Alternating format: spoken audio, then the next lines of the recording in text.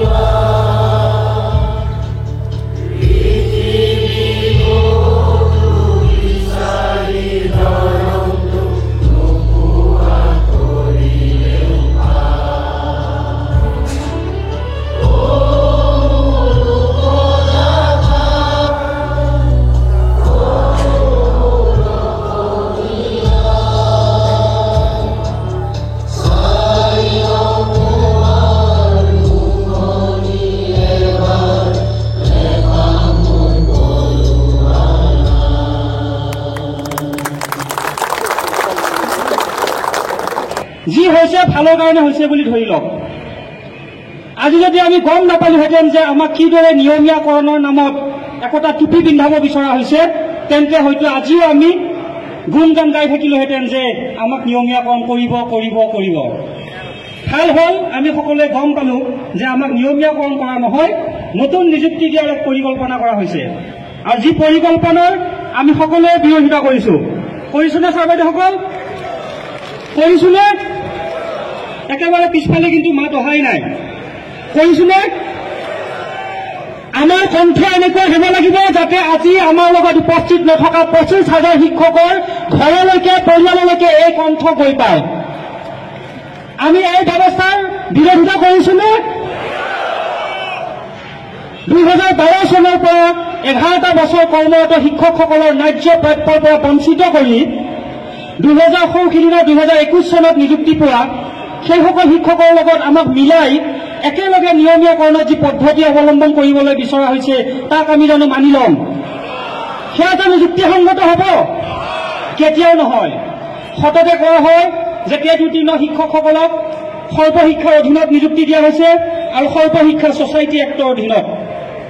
কিন্তু ছাৰ বাইদেউসকল, আপোনালোকে নিজৰ নিজৰ নিযুক্তি পত্ৰ কেইখন ঘৰত গৈ পঢ়িব। আমাক নিযুক্তি কিন্তু সৰ্বশিক্ষাৰ অধীনত দিয়া হোৱা নাই। সৰ্বশিক্ষাৰ অধীনত অসমত এখনো বিদ্যালয় নাই। আমাক নিযুক্তি দিয়া হৈছে শিক্ষাৰ অধিকাৰ আইন 2009ৰ অধীনত। আৰু শিক্ষাৰ অধিকাৰ আইন 2009 কি কৈছে সেয়া আমাৰ ইতিমধ্যে প্ৰতিগৰাকী শিক্ষকে হয়তো জানেই। নিয়মীয়া শিক্ষকসকলৰ দৰে একেটা কেডাৰত কোনো দ্বৈত কেডাৰ নাৰাখি আমাক নিযুক্তি দিয়া হৈছিল, দিব লাগিছিল। আৰু সেয়া ভুল কৰিছিল চৰকাৰে যে আমাক দ্বৈত কেডাৰত নিযুক্তি দিয়া হৈছিল। আৰু সেয়া ভুল আমাৰ নহয়, সেয়া ভুল আছিলে আমাক নিযুক্তি দিয়া সেই সময়ৰ চৰকাৰখনৰ।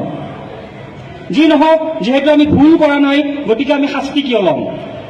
শাস্তি আমি যদি মূৰ পাতি লওঁ তেন্তে কেতিয়াও সেয়া শিক্ষকৰ ব্যৱহাৰ হ'ব নোৱাৰে, শিক্ষকৰ স্বাৰ্থ হ'ব নোৱাৰে। শিক্ষকে সদায় কি কৰিব লাগিব? সমাজখনক সত্য কি আৰু সত্যৰ লগত কেনেকৈ চলিব লাগে তাক শিকাব লাগিব। আমি কাৰো বিৰোধী নহয়, আমি কাৰো সমৰ্থকো নহয়। আমি সমৰ্থক সত্যৰ, আমি সমৰ্থন কৰোঁ আমাৰ ন্যায্য প্ৰাপ্যক। আৰু ইতিমধ্যে ন্যায্য প্ৰাপ্য যে আমাৰ বেতন সুৰক্ষা সহ নিয়মীয়াকৰণ সেয়া কিন্তু ইতিমধ্যে সকলোৱে মানি ল'বলৈ বাধ্য হৈছে। আজিৰ পৰা কিছুদিন পূৰ্বে আমাৰ সকলোৱে জানে, মঞ্চত থকা সকলো ভালদৰে মনত আছে যে কোৱা হৈছিলে বাৰে বাৰে যে বেতন সুৰক্ষা সহ নিয়মীয়াকৰণ বাদ দিয়ক, নিয়মীয়াকৰণটোৱে আপোনালোকৰ কিন্তু প্ৰাপ্য নহয়, আইনী বাধা আছে বুলি আমাক বাৰে বাৰে কোৱা হৈছিল। সেই আইনী বাধা আজি ক'ত আঁতৰিল? সেইসকলক আমাৰ হয় বা আমাৰ ৰাইজৰ হয় সদায় নিৰপেক্ষ ভূমিকা গ্ৰহণ কৰা আমাৰ যিবোৰ চেনেল আছে, আমাৰ নিউজ বাতৰি সংগ্ৰাহক আছে বা বাতৰি আমাৰ নিউজ চেনেলবোৰ আছে, ইলেক্ট্ৰিক মিডিয়া হওক, পেপাৰ মিডিয়া হওক, প্ৰিণ্ট মিডিয়া হওক, সকলোৱে তেওঁলোকৰ দায়িত্ব আছে যে প্ৰশ্ন কৰক যে কিছুদিন পূৰ্বে যিসকল নেতাই আমাক কৈছিলে যে নিয়মীয়াকৰণ তোমালোকৰ প্ৰাপ্য নহয়, নিয়মীয়াকৰণত আইনী বাধা আছে। সেই আইনী বাধা আজি আঁতৰিল ক'ত? আজি নিয়মীয়াকৰণ কৰিব পাৰিম বুলি কেনেকৈ মানি ল'লে? আৰু যদি মানি লৈছে তাৰমানে আমি বিশ্বাস কৰিছো, আমি যি ইমান দিনে 2016-17 পৰা দাবী জনাই আছিলো যে নিয়মীয়াকৰণ আমাক লাগিব, এয়া আমাৰ ন্যায্য প্ৰাপ্য, আৰু এয়াই সত্য ছাৰ বাইদেউসকল। আৰু আমাৰ ডাঙৰ কথাটো হৈছে আমি যিদৰে আছিলো সেই স্থানতে একেদৰে সকলোৱে একত্ৰিতভাৱে আজিও আছো। কোনো শক্তিয়ে আমাক কিন্তু ভাঙিব পৰা নাই। সিদিনা যিখন সভা হৈ গ'ল মুখ্যমন্ত্ৰী ডাঙৰীয়াৰ লগত, তাত আমি যিহেতু নাছিলো কিন্তু শুনিবলৈ পাইছিলো যে একাংশ শিক্ষকে যেতিয়া আমাৰ সকলে 2012 চনৰ পৰা কৰ্মৰতসকলে কৈছিলে যে আমাক বেতন সুৰক্ষা লাগে, তেতিয়া পিছফালৰ পৰা নতুন নিযুক্তি পোৱা কেইগৰাকী মানে হাঁহি হাঁহি ঠাট্টা কৰিছিলে, তহঁতে আকৌ নাপালি, আমি সিদিনাখন আহি ৰেগুলাৰ হলো। কিন্তু তেওঁলোকে নিজেও বুজি পোৱা নাই যে তেওঁলোকৰ মৰ্যাদা হানি কৰা হৈছে এই নিয়মৰ জৰিয়তে। শিক্ষকসকলৰ এদিনৰ প্ৰাপ্য যদি চৰকাৰখনে দিবলৈ নোৱাৰে, সেয়াও কিন্তু মৰ্যাদা হানিয়ে বুজাব। আমাৰ হয়তো 11টা বছৰৰ, ষ্টেট পুলৰ হয়তো মাত্ৰ 2টা বছৰৰ বা 3টা বছৰৰ, কিন্তু মৰ্যাদা তেওঁলোকৰে হানি হৈছে। কিন্তু তেওঁলোকে হয়তো সেই সময়ত বুজি পোৱা নাই। তেওঁলোকে অকল টকাৰ দৃষ্টিভংগীৰে চাই আছে। তেওঁলোকে ধন কিমান পাব দৰমহা স্বৰূপে সেয়াহে তেওঁলোকে মন দি আছে, কিন্তু তেওঁলোকে বুজা নাই যে এই দৰমহাটোক বাদ দিও তেওঁলোকৰ শিক্ষকৰ মৰ্যাদা বুলিও এটা বস্তু আছে, আত্মসন্মান বুলিও এটা বস্তু আছে। এই কথাখিনি হয়তো 2021 অথবা ষ্টেট পুলৰ শিক্ষকসকলে এতিয়াও বুজি উঠা নাই। যা হওক, সদৌ অসম প্ৰাথমিক টেট উত্তীৰ্ণ শিক্ষক সমাজৰে যথেষ্ট শিক্ষাগুৰুৱে কয় যে আপোনালোকে ষ্টেট পুল বা 2021-22 শিক্ষকসকলক লগত ল'ব নালাগিছিল। কিন্তু সদৌ অসম প্ৰাথমিক টেট উত্তীৰ্ণ শিক্ষক সমাজে জন্মলগ্নৰে পৰা একত্ৰিতভাৱে শিক্ষকসকলক আগুৱাই নিয়াৰ বাবে প্ৰচেষ্টা হাতত লৈ আছিলে আৰু সেইমতে আগবাঢ়িছে, এতিয়াও আগবাঢ়িব, ভৱিষ্যতেও আগবাঢ়িব। কিন্তু যিসকলে নিজৰ মৰ্যাদা বুজি পোৱা নাই তেখেতসকলক আমিতো আৰু বুজাব নোৱাৰিম। আমাৰ দুৱাৰখন খোলা আছে, কোনোবা সোমাব পাৰে, কোনোবা ওলাই যাব পাৰে, কিন্তু এটা কথা মনত ৰাখিব, এবাৰ যদি কোনোবা ওলাই গৈছে তেওঁলোক কিন্তু আকৌ নতুনকৈ সোমাব নোৱাৰিব। কালিলৈকে বহুবাৰ পুৰাৰ পিছত, বহুবাৰ জ্বলাৰ পিছত যদি আমি সফলতা অৰ্জন কৰোঁ, তেন্তে কোনে কিন্তু আকৌ সেই সফলতাৰ অংশীদাৰ হ'বৰ কাৰণে যাতে আমাৰ ওচৰলৈ নাহে, সেইটো আজিয়ে মনত ৰাখক। নিয়মীয়াকৰণ যেনেকেই নহওক, যি কৰিয়েই নহওক, মই সেই ঘৰলৈ যাম। আমি যেতিয়ালৈকে বেতন সুৰক্ষা হয় নিয়মীয়াকৰণ নাপাওঁ, তেতিয়ালৈকে এই যুঁজখন চলি থাকিব। আপোনালোকে বাদ দিয়ক আমাৰ সন্মুখত কোন আছে। আমাৰ যিসকল নেতৃত্ব আছে এইসকল আমাৰে অংশ। আমি তেওঁলোকৰ লগত প্ৰতিটো মুহূৰ্তত তেওঁলোকৰ ছাঁটোৰ দৰে লগত থাকিব লাগিব। হয়, আমি সমালোচনা কৰিব লাগিব, সঠিক পথ দেখুৱাব লাগিব, কিন্তু আমাৰ যিটো একত্ৰিত একতা, আমাৰ যিটো একত্ৰিত শক্তি, সেয়া কিন্তু আমি দূৰ হ'বলৈ দিব নোৱাৰো। আজিৰ শক্তিশালী ৰাজনৈতিক প্ৰেক্ষাপটত য'ত হয়তো কোনোৱে বুলি ক'লে ভুল নহ'ব, হয়তো কোনোৱে প্ৰাপ্যৰ বাবে আন্দোলন কৰিব, প্ৰাপ্যৰ বাবে মাত মাতিব ভয় কৰে, সেই সময়তো কিন্তু শদিয়াৰ পৰা ধুবুৰীলৈকে কোলাত শিশু লৈ পেলাই শিক্ষাগুৰুসকল আজি এই মঞ্চখনৰ ওচৰলৈ আহিছে। এয়া হৈছে আমাৰ একতাৰ শক্তি। আৰু ওপৰত থকাসকলে ভাবিব নালাগে যে এয়াই অন্তিম শক্তি, এই মাত্ৰ 6,000-7,000 শিক্ষকে আমাৰ অন্তিম শক্তি বুলি কেতিয়াও ভাবিব নালাগে। আমি বুকুত হাত দি সকলোৱে ক'ব পাৰোঁ যে যদিহে আমাৰ প্ৰাপ্য, আমি কাৰো ওচৰত ভিক্ষা খোজা নাই, কাৰো ওচৰত আমি মানৱতা বিচৰা নাই, আমাক কোনেও দয়া কৰিব নালাগে, আমাক কোনেও নিজৰ ফালৰ পৰা দিছো বুলি জহাব নালাগে। আমাৰ যি প্ৰাপ্য সেয়া আমাক দিব লাগিব। আৰু যদিহে আমাৰ প্ৰাপ্য নিদিয়ে, তেন্তে এই 5,000 নহয়, আমি 1 লাখ শিক্ষক পৰিয়াল তথা আমাৰ লগত আজি উপস্থিত থাকি যিসকলে আমাৰ সাহস বঢ়াইছে, সেই সংগঠনসমূহৰ নেতৃত্বৰ লগতে সদস্যসকলক লৈ গুৱাহাটীৰ মাজমজিয়াত 1 লাখ শিক্ষকৰ এনেকুৱা সমাৱেশ পাতিব আমি সাজুনে ভাইসকল। হয়তো বতৰে আমাক অনুমতি নিদিব, হয়তো সময়ে আমাক বহুত কষ্ট দিব, কিন্তু আমি সাজু থাকিব লাগিব। আৰু আজিৰ পৰা আমাৰ কিন্তু প্ৰতিগৰাকীৰে দায়িত্ব বাঢ়িল। আমি অকল আমাৰ দায়িত্বসমূহ আমাৰ কেন্দ্ৰীয় কমিটি অথবা জিলা সমিতি অথবা খণ্ড সমিতিৰ ওপৰতে জাপি দিলে নহ'ব। আমাৰ প্ৰতিগৰাকী শিক্ষকৰ দায়িত্ব আছে। যেতিয়া আমাৰ লগত একেলগে বাছত যোৱা, আমাৰ লগত একেলগে ই ৰিক্সাত যোৱা, টেম্পুত যোৱা ছাৰ বাইদেউসকলে বুজি নাপায় যে আমাক কিয় বেতন সুৰক্ষা হয় নিয়মীয়াকৰণ কৰিব লাগে, আপোনালোকে প্ৰত্যেকজনে বুজাব লাগিব তেখেতসকলক যে বেতন সুৰক্ষা হওক, নিয়মীয়াকৰণ আপোনালোক আমাৰ প্ৰত্যেকজনৰে প্ৰাপ্য। আৰু প্ৰাপ্য নোপোৱালৈকে যদি যুঁজ নকৰে, তেন্তে আপুনি প্ৰকৃত শিক্ষক হ'বই নোৱাৰে। যদি নিজৰ প্ৰাপ্য নোপোৱাকৈ আপোনালোকে পৰা কৰি হাত চাপৰি বজাবলৈ গৈছে, তেন্তে আপোনালোকে ৰাজনৈতিকভাৱে প্ৰণোদিত কোনোবা ব্যক্তিহে শিক্ষক আজিৰ তাৰিখত আপোনালোক নহয়। আৰু আমি পুনৰবাৰ কৈছো, আমি কোনো ৰাজনৈতিক দলৰে অংশ নহয়, না আমি চৰকাৰৰ, না আমি বিৰোধী।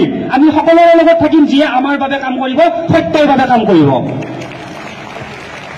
ছাৰ বাইদেউসকল, শিক্ষকৰ একতাৰ শক্তি আমি 29 জুনত এবাৰ দেখুৱাইছিলো, আজি পুনৰ দেখুৱালো। আৰু আমি সকলোৱে জানো যে আজি ইয়াৰ পৰা গ'লে আমাৰ নিয়মীয়াকৰণ নহয়। আমি ঘূৰি যাওঁতে কোনোৱে এইবোৰ আলোচনা কৰিব নালাগে যে মিটিংখনত অকল ভাষণ শুনিবলৈ গৈছিলো নেকি।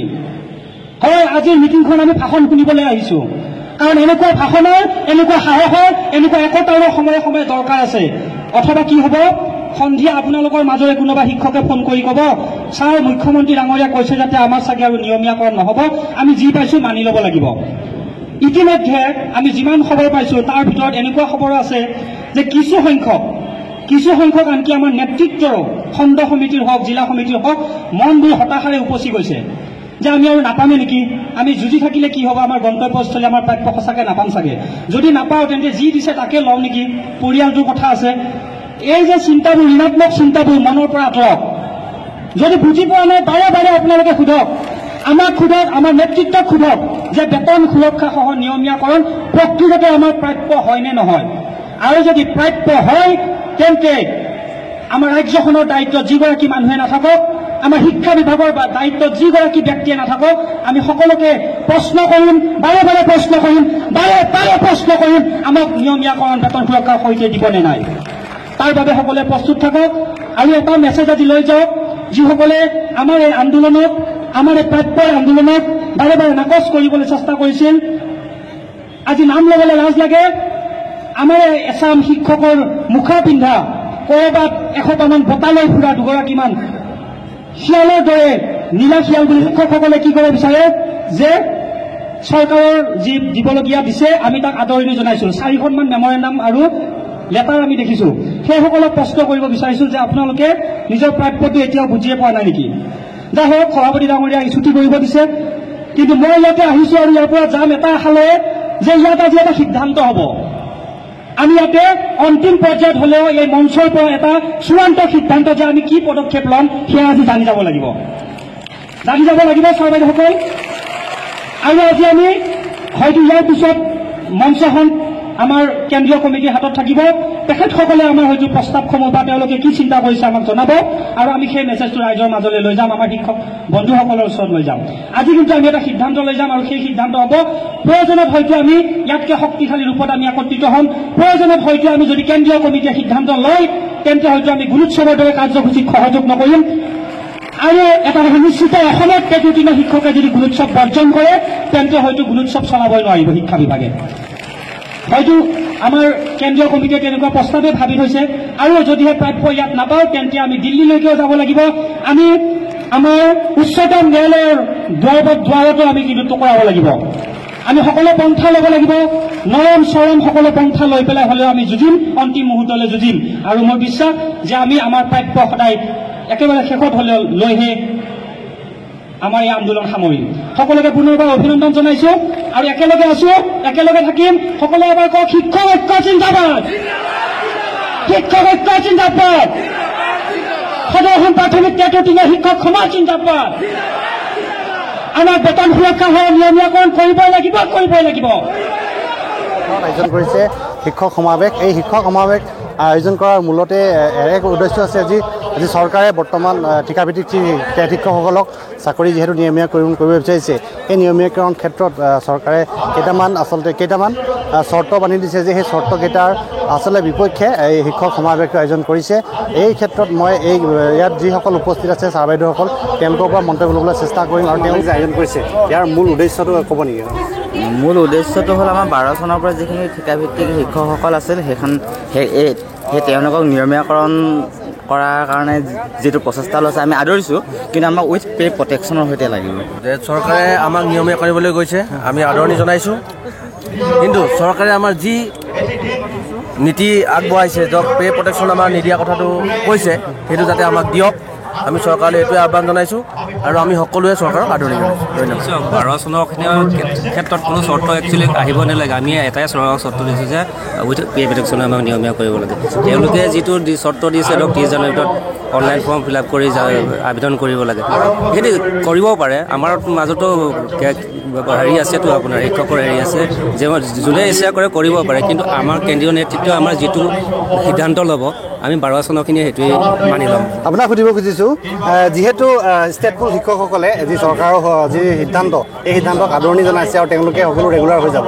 মই তেওঁলোকৰ এটা অনুৰোধ জনাইছোঁ, কাৰণ আমি 2013 চনৰ পৰা SSC আগৰ আমি শিক্ষামিত্ৰ আমি দুয়োখিনি আপুনি শিক্ষামিত্ৰ আছে নেকি? নহয় আমি SSC আমি RP মতে দৰমহা পাই আহিছোঁ। আমি সেইমতে যেতিয়া পাই আহিছোঁ 13 চনৰ পৰা আজিলৈকে, গতিকে আমাৰ তাত আকৌ নতুন ৰূপায়ণৰ কথাটো আহিব নালাগে। আমি সকলোকে নিৰপেক্ষ লাগে উইথ প্ৰটেকশ্যন। SMখিনিও আমাৰ তেওঁলোকে পাব লাগে, কাৰণ তেওঁলোকেও 13 চনৰ পৰা RP মতে দৰমহা পাই আহিছে। গতিকে তেওঁলোকৰ যি পদক্ষেপ আছে সেইটোক আমি গৰিহণা দিছোঁ। তেওঁলোকে একতাৰে আমাৰ শিক্ষক যোনটো আমাৰ আছে শিক্ষক সমাজৰ সিদ্ধান্ত মতে এক অটল থাকি আমি প্ৰটেকশ্যনৰ মতে আগুৱাই যাম। যি শিক্ষক যি সমাৰোহ আয়োজন কৰিছে, যে এই শিক্ষক সমাৰোহত আচলতে কি মেছেজ দিব বিচাৰা আছে চৰকাৰক? আমি বিচাৰিছোঁ যে আমাৰ নিয়মীয়াকৰণ চৰকাৰে যে কৰিছে আমি সেইটো আমি ছাপোৰ্ট কৰিছোঁ, কিন্তু নিয়মীয়াকৰণটো আমাৰ বেতন সুৰক্ষা সহ লাগে। আমাৰ মেছেজ সেইটোৱে। শিক্ষক আছিলে, তেওঁলোকে যি চৰকাৰৰ সিদ্ধান্তক আদৰণি জনাই পানি ইতিমধ্যে চৰকাৰে পত্ৰ প্ৰেৰণ কৰিছে যে আমি এই সিদ্ধান্তক আদৰণি জনাইছোঁ আৰু আমি সকলোৱে ৰেগুলাৰ হ'ম। তেওঁলোকক আপোনাক কি মেছেজ দিব বিচাৰে? তেওঁলোক ইমান দিনেতো আমাৰ লগতে আছিল। তেওঁলোকৰ চাকৰি কাৰ্যকাল হোৱা বহুত বেছি দিন হোৱা নাই, আমাৰ কিন্তু 11 বছৰ হৈ গ'ল। আমি 11 বছৰ আমাৰ যদি বেতন সুৰক্ষা নহয়, কাৰোবাৰ লোন আছে বহুত বেছি, কাৰোবাৰ বয়স গ'ল, সেই মানুহসকলৰ কি হ'ব? আমাৰতো নিজৰ বয়স আছে, নিজৰ বয়স থাকিলেও নহ'ব। আমাৰ 11 বছৰ যে আমি চৰকাৰৰ তলত কাম কৰি আছোঁ, আমাৰ তাৰ প্ৰাপ্যটো দিব লাগিব। আমাৰ প্ৰাপ্য বেলেগ একো নালাগে, বেতন সুৰক্ষা সহ নিয়মীয়াকৰণ দিলেই হ'ল। এইটো ক'ৰ পৰা আহিছে আপুনি? বৰপেটাৰ মন্দিয়া ব্লক। আচ্ছা, আপুনি যে আজি এই অনুষ্ঠানত অংশগ্ৰহণ কৰিলে যি শিক্ষক সমাৱেশ, এই শিক্ষক সমাৱেশৰ পৰা আচলতে চৰকাৰলৈ কি মেছেজ দিব বিচাৰিছে? চৰকাৰলৈ আমি এইটোৱে মেছেজ দিব বিচাৰিছোঁ যে আমাৰ এই 11 বছৰৰ কষ্টৰ যাতে অথলে নাযায়, তাৰ কাৰণে তেওঁলোকে আমাক নিয়মীয়াকৰণ কৰক, কিন্তু বেতন সুৰক্ষা হওক। কাৰণ 11 বছৰে আমি যিটো কষ্ট কৰি দূৰ দূৰণিৰ পৰা গৈ আমি ডিউটি কৰিছোঁ, সেইখিনি আমি এনেই যাব দিব নোৱাৰোঁ। নিযুক্তি দিয়া হৈছিল আমাৰ আচলতে, তাৰপিছতে আমাক যেতিয়া RP মতে চেলাৰী দিলে, তেতিয়াৰ পৰা আমাক নিয়মীকৰণ কৰিব লাগিছিল। আৰু এতিয়া আমি এইটোৱে দাবী কৰোঁ যে আমাক বেতন সুৰক্ষা সহ নিয়মীকৰণ কৰিব লাগে। এইটোৱে মোৰ দাবী, আমাৰ মূল দাবী। বেলেগ দাবী একো নাই আৰু। বেলেগ দাবী নাই, বেতন সুৰক্ষা নিয়মীয়াকৰণ কৰিম বিচাৰিছে, সেই নিয়মীয়াকৰণ সিদ্ধান্তক আপুনি আদৰণি জনাইছে নে নাই? এনেকুৱা বেতন সুৰক্ষা নকৰিলে, সুৰক্ষা যদি নকৰে তেনেহ'লে বেতন সুৰক্ষা কৰিলেহে আমি আদৰণি জনাম। আপুনি এই যি চৰকাৰৰ যি সিদ্ধান্ত, এই সিদ্ধান্তত আপুনি সুখী নে? সুখী, কিন্তু আমাক বেতন সুৰক্ষা লাগিব। আচ্ছা, বেতন বিনা চৰ্তে বেতন সুৰক্ষা সহ নিয়মীকৰণ। ধন্যবাদ। আজি এই শিক্ষক সমাৱেশ আয়োজন কৰা হৈছে। শিক্ষক সংগঠন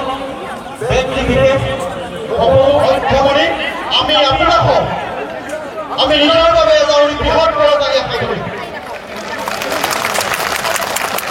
আৰু সেইবাবে আজিৰ এই সভাখনত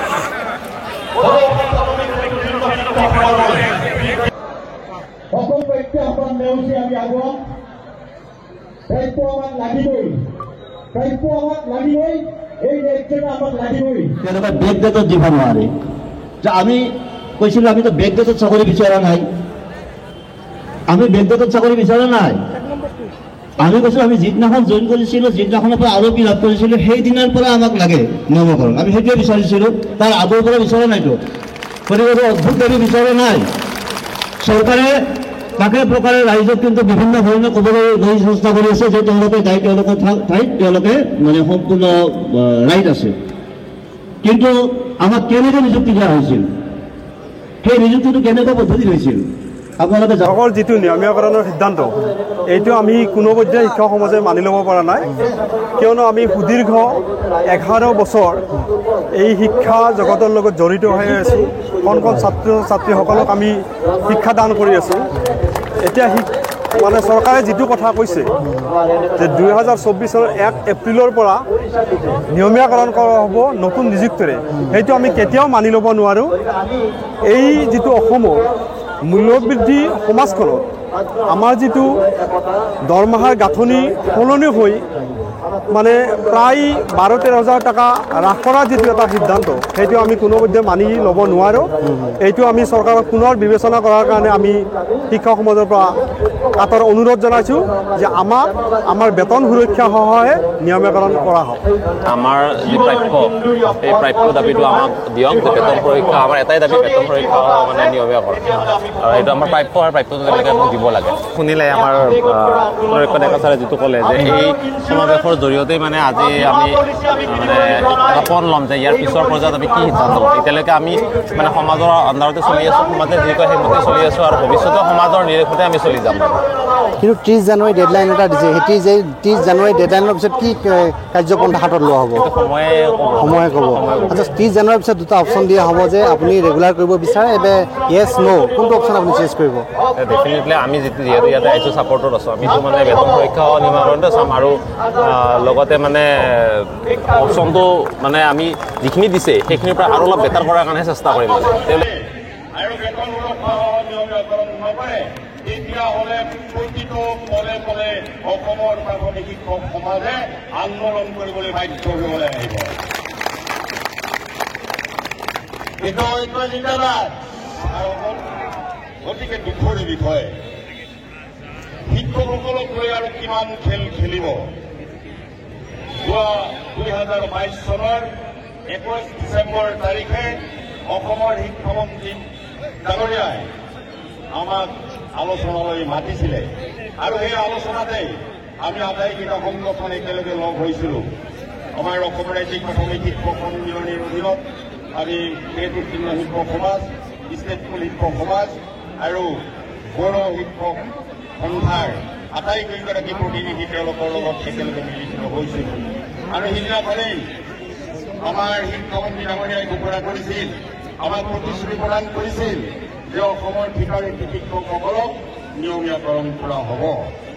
আৰু আমি আশ্বস্ত হৈছিলোঁ যে হয় অসমৰ ঠিকাভিত্তিক শিক্ষক শিক্ষয়িত্ৰীসকলক যদিহে কোনো চৰ্ত নৰখাকৈ নিয়মীয়াকৰণ কৰে তেতিয়াহ'লে তাতকৈ আৰু আমাৰ কাৰণে ভাল খবৰ কি হ'ব পাৰে। কিন্তু আমি অতিকে আচৰিত হৈছোঁ, সিদিনাখন অসমৰ সন্মানীয় মুখ্যমন্ত্ৰী ডাঙৰীয়াই আমাৰ এচাম শিক্ষকক মাতি নি তেওঁ যেনেধৰণৰ ব্যৱহাৰ কৰিলে আৰু যেনেধৰণৰ চৰ্ত সাপেক্ষ নিয়ম বান্ধি দিলে যে আপোনালোকে ঠিক এনেধৰণৰ হ'লে আপোনালোকক নিয়মীয়াকৰণ কৰিম, আৰু আপোনালোকে এই চৰ্তৰ মাজেৰে নাহিলে আপোনালোকে শিক্ষাভিত্তিক হিচাপে কাম কৰি থাকক। এখন ৰাজ্যত দুটা নীতি নিয়মৰ মাজেৰে শিক্ষক নিযুক্তি হ'ব পাৰে নহয়। কোনোবাই এটা সংস্থাই আমাৰ শিক্ষকসকলক নিয়োগ কৰিছিল, আৰু যিহেতু চৰকাৰে তেওঁলোকক নিয়মীয়াকৰণ কৰিব, ইয়াত একো লাগ বাদ থাকিব লগা কি কথা আছে? আমি অসম ৰাজ্যিক প্ৰাথমিক শিক্ষক সন্মিলনীয়ে এই দাবী কৰি আহিছোঁ যে প্ৰতিগৰাকী শিক্ষয়িত্ৰীক বিনা চৰ্তে নিয়মীয়াকৰণ কৰক, নহ'লে অহা আমি জানুৱাৰীৰ পিছত নিশ্চয় অসমত তীব্ৰভাৱে আন্দোলন গঢ়ি উঠিব।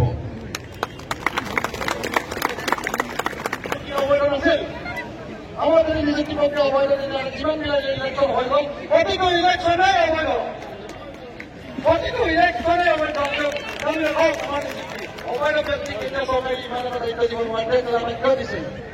আমাৰ সতীৰ্থ ইভাগে যেতিয়া বন্ধকতা ধৰিছিল আৰু আমাৰ সম্পূৰ্ণ সন্মান কৰি দিলে, আমি তেখেতৰ উত্তৰ কৰি আমি উৎসাহত হৈছিলোঁ, আমি মানে সতৰ্ক হৈছিলোঁ।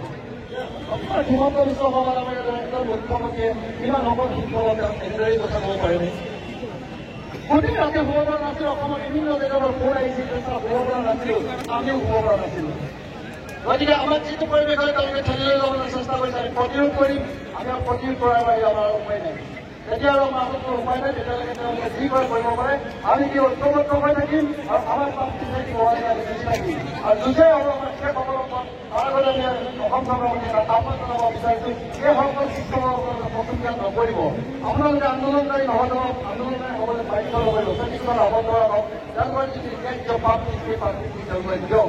তেওঁলোকে এটা বস্তু হৈ থবলৈ বিচৰা নাই। আমাৰ দাবী ন্যায্য দাবী, ন্যায্য দাবী, এই দাবী মানিবই লাগিব